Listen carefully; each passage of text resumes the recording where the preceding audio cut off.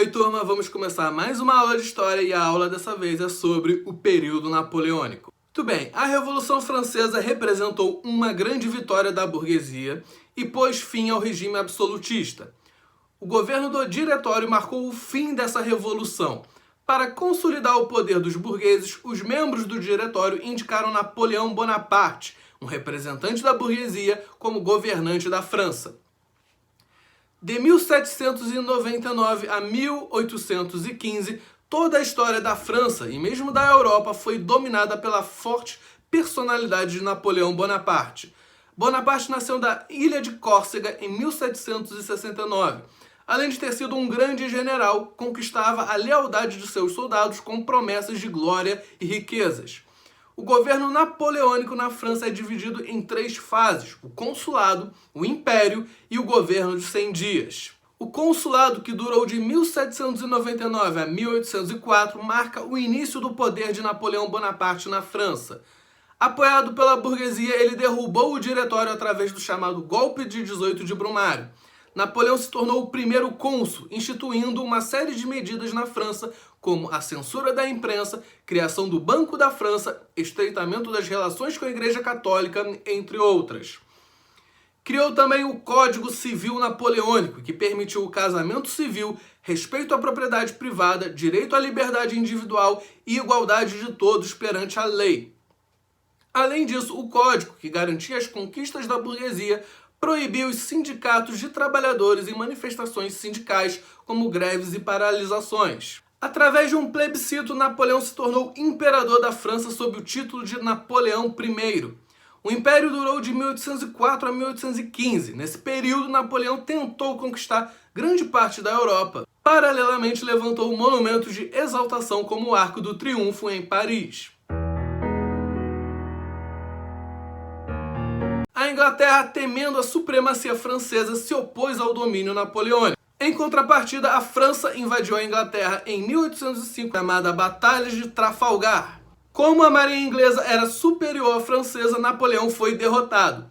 Inconformado e humilhado com a derrota, decretou o chamado Bloqueio Continental. A coroação de Napoleão Bonaparte como imperador é outro caso à parte da história da França também. Porque como qualquer coroação de um grande monarca, era o Papa que coroava os reis da Europa nesse momento. Só que quando o Papa estava chegando com a coroa, para justamente colocar em cima da cabeça de Napoleão, o próprio Napoleão pega a coroa das mãos do Papa e se autocoroa. Era uma afirmação para mostrar que ele estava naquela posição porque ele conseguiu, devido às ações dele. Em parte, isso é verdade, porque foi Napoleão que, através de seu prestígio, a partir de suas ações militares, conseguiu ganhar bastante exaltação e fama entre os franceses. Mas Napoleão Bonaparte também é um filho da própria Revolução Francesa, porque quando o absolutismo monárquico na França é abolido e instaurado uma república, as posições de generais dentro do exército francês mudam de sistema, porque antes os principais generais franceses eram postos que eram ocupados por grandes nobres da França. Só que a partir do momento que acaba com esse antigo regime, as hierarquias mais avançadas no exército francês ficam à base dos méritos, pelas ações militares e pelas promoções militares. Então, Napoleão só pôde chegar a essa posição de general por causa desse novo sistema que foi trazido com a Revolução Francesa também.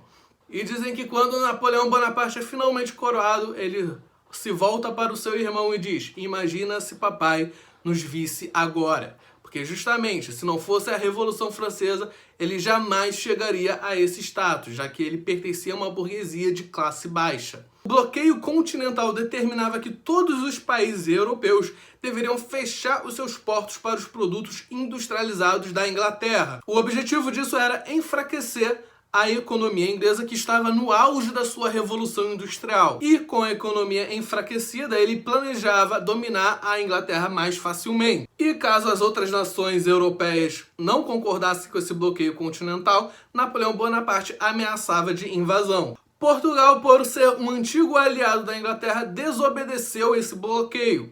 Napoleão logo acionou suas tropas para invadir o reino português. Temendo a perda de seu poder, o rei de Portugal, Dom João VI, fugiu com aproximadamente 15 mil componentes da família real portuguesa vindo para o Brasil.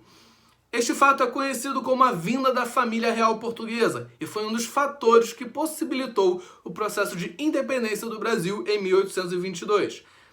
Então, Napoleão Bonaparte está indiretamente ligado até à própria independência do Brasil.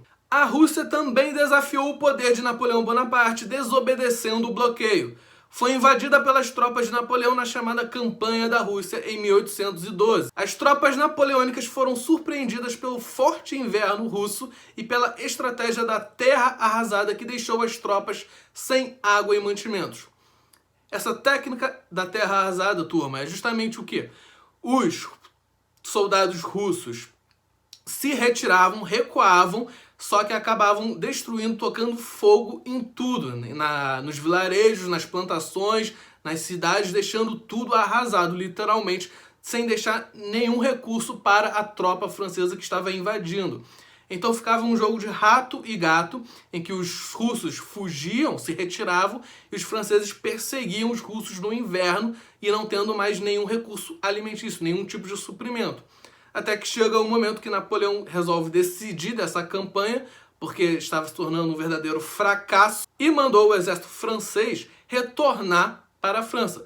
E aí é que vem justamente a contrapartida da Rússia, que enquanto a tropa francesa está saindo do território russo para voltar para a França, o exército russo começa a retalhar os franceses pela retaguarda, fazendo ataques repentinos e rápidos, e logo depois fugindo para o interior para que os franceses não pudessem persegui-los. Isso fez com que Napoleão sofresse uma grande derrota, tendo seu exército se reduzido a apenas 2% do contingente total.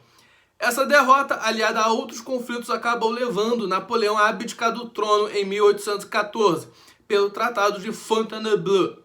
O general então foi exilado para a ilha de Elba, próxima da Itália. Mas os inimigos de Napoleão Bonaparte foram surpreendidos com a sua fuga da ilha de Elba em 1815. Com uma forte base aliada, Napoleão conseguiu retomar o poder na França em um período conhecido como o Governo dos 100 Dias.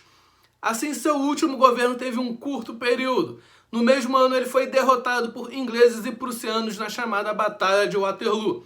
Napoleão então foi preso e exilado na ilha de Santa Helena, no litoral africano, onde morreu em 1821, em que muitos acreditam que ele foi envenenado. Após o fim do Império de Napoleão, os representantes dos países vencedores se reuniram em Viena, na Áustria, em 1815. O objetivo do Congresso de Viena foi discutir formas de redesenhar o mapa da Europa, devolvendo os territórios dominados por Napoleão. O Congresso também desejava manter ou restaurar as monarquias absolutistas e deter os movimentos de independência da América. Além disso, foi criada a Santa Aliança, com o objetivo de impedir novas manifestações contra o antigo regime e a disseminação dos princípios da Revolução Francesa. Então é isso, turma. Terminamos a aula de hoje. Tchau, tchau e lavem as mãos.